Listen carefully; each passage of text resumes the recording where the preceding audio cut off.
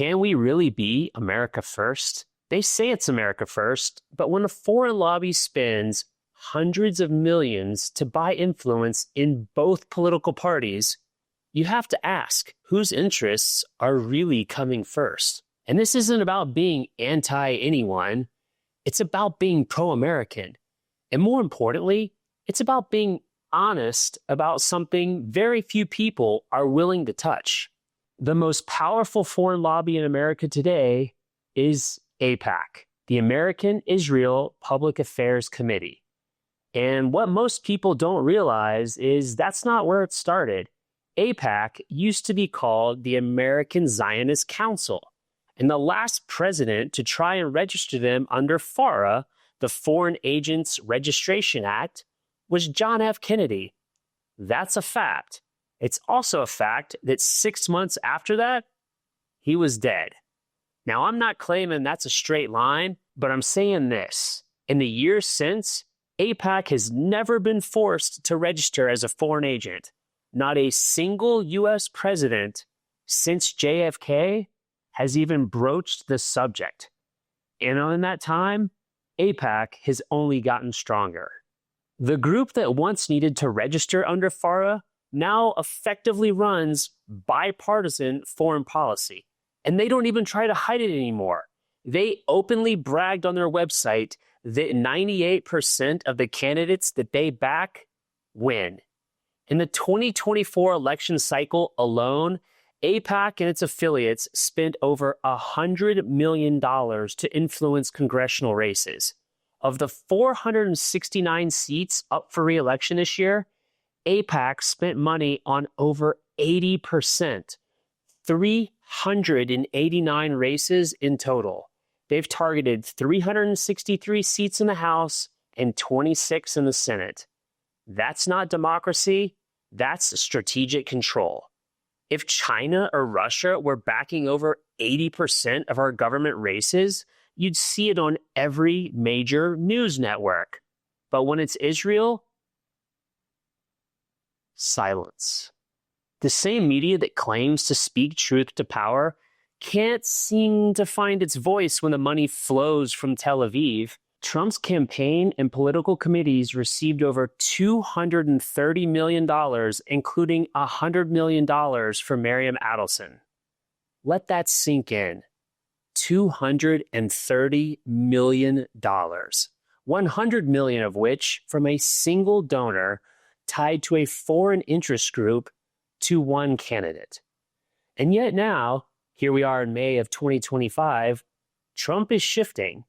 Just 1 month ago, he was pulling out the chair for Netanyahu at the White House, and there's a video linked in the description. Now, he's publicly criticizing Israeli leadership. He left Israel off his Middle East tour. He negotiated the release of an American hostage from Hamas without consulting Israeli authorities.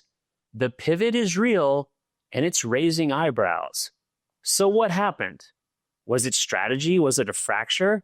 Or is it a sign that no matter how much money changes hands, these alliances are conditional? Let's take a step back and go a little bit deeper. Back in 1963, JFK's Justice Department issued an order that the American Zionist Council, what we now call AIPAC, must register as a foreign agent. Not a lobby group, a foreign agent. And there were real reasons. The group was funneling money from foreign donors, running public relations campaigns on behalf of a foreign state.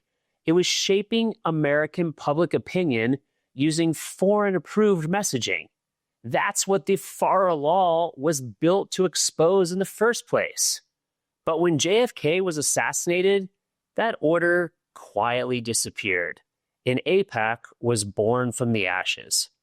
To this day, our government has never forced AIPAC to register under FARA as a foreign agent.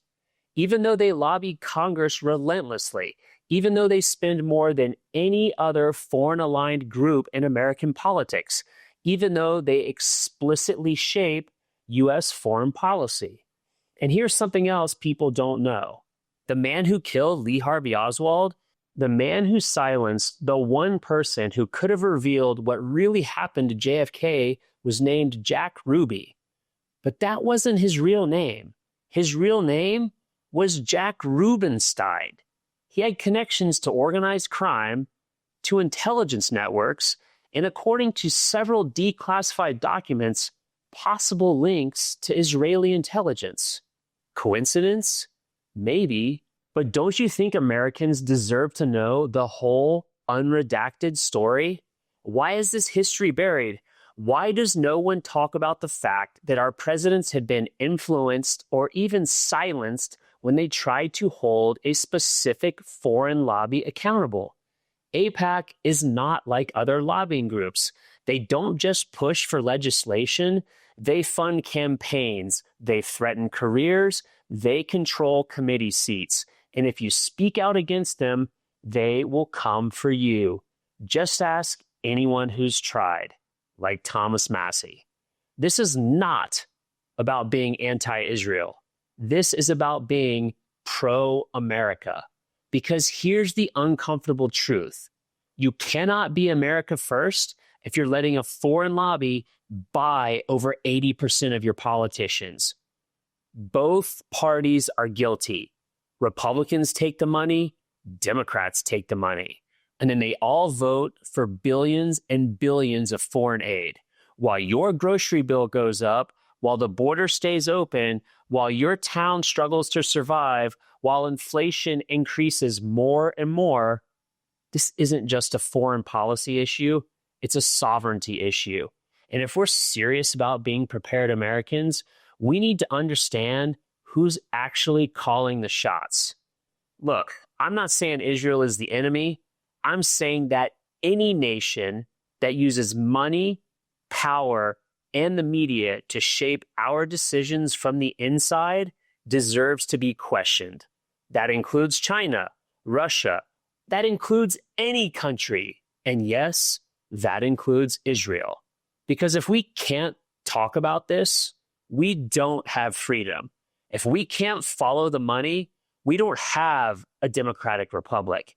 And if we don't know who our politicians really answer to, we sure as hell don't have a republic. So ask yourself, can we really be America first when we're constantly putting ourselves in second place? This is the prepared American, and sometimes the first step in preparing is seeing the game you're in and being aware of who's actually writing the rules. Studying history, asking tough questions, and critical thinking are all required skills to have freedom in a democratic republic. Click below and keep increasing your skill set with the Prepared American.